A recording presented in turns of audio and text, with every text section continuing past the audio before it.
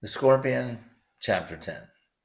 It's important to talk about the Bill of Rights and why Alexander Hamilton opposed it.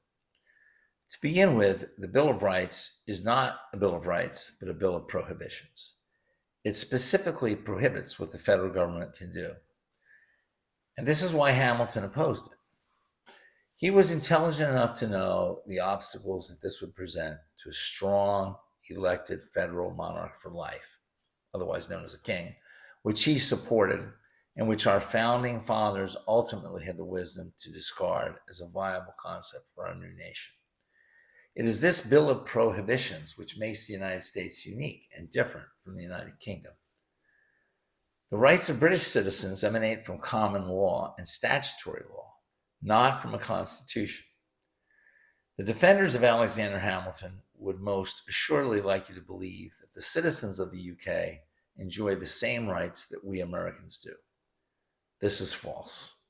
It's fair to say that the citizens of the UK are the least free citizens in the Western world, as most countries in the European Union have a constitution. There's a distinct difference between our government and that of the UK. The natural order of power in the United States begins with constitutional law, extends down to statutory law, and then common law. Constitutional law is the supreme law of the land. Article 6, known as the Supremacy Clause, guarantees such. And here it is. The Constitution and the laws of the United States, which shall be made in pursuance thereof, and all treaties made or which shall be made under the authority of the United States, shall be the supreme law of the land, and the judges in every state shall be bound thereby. Anything in the Constitution or laws of any state to the contrary notwithstanding. A law that is unconstitutional, whether in common law or statutory law, can be struck down. Similarly, statutory law can overrule common law. Britain has no constitutional law to strike down common law or statutory law. A constitution is a more fixed event. Repealing a constitutional amendment or prohibition is a difficult and time-consuming process. Yes, a president with congressional approval can suspend the writ of habeas corpus during an emergency, but not in everyday life. A Brit's freedom rests within the English Bill of Rights, which is statutory law controlled and issued by Parliament, the supreme authority in the United Kingdom. That English Bill of Rights can be easily revoked or modified by a whimsical Parliament. The recent Online Safety Act, enacted by Parliament, is a good example. In contrast, an American's freedom ultimately rests within the context of constitutional law. And while it might seem the constitutional law rests within the province of the federal government, the Bill of Rights fundamentally transforms the Constitution into a personal document of inalienable rights applicable to the individual. This was the intention of the Founding Fathers. The first 3 words of the Constitution were chosen carefully. The Founding Fathers were not careless with their words. We, the people, was chosen specifically so that there would be no doubt as to who would be in charge. So while the Constitution does spell out rules and procedures for how the federal government should work, it also makes clear that the individual is supreme, not the federal government. And the Bill of Rights drives that point home clearly. The Bill of Rights screams out that this is what the federal government may not do.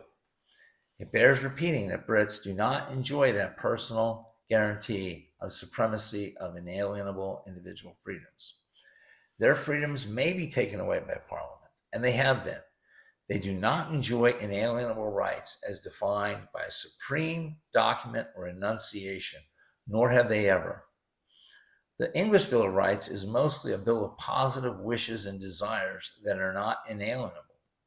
Their hopes may be taken away by statutory law, whereas Americans' rights may not be taken away by law unless a more arduous path of constitutional repeal is undertaken. It should be noted that the English Bill of Rights contains a lot of oughts, not guarantees, so it might be more appropriate to term their guaranteed freedoms a bill of kind suggestions.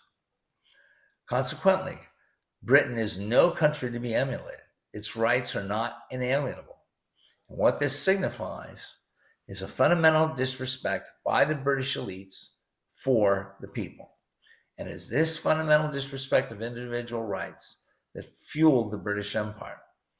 The Anti-Federalists understood this. There was a reason why they demanded a Bill of Rights. The Bill of Rights was not constructed on a whim. Revolutions must count for something. Unfortunately, this was a lesson lost on the guiding light of the Federalists, Hamilton, who, as you know, opposed the Bill of Rights. That's a big flaw in Chernow's book. He doesn't mention it. Perhaps that fact is too painful, but it reveals where Hamilton's sensibilities rested, and it's a cop-out to state that he thought the Bill of Rights was superfluous. He was intelligent enough to know the obstruction that the Bill of Rights presented to the ruling class. The Bill of Rights was a novel event in history as it firmly enshrined restrictions on the government for the first time ever. Moreover, it enshrined the supremacy of individual inalienable rights over the rule of government. As stated before, and it bears repeating, the British enjoy no such rights. The British elite knew it, and so did Hamilton.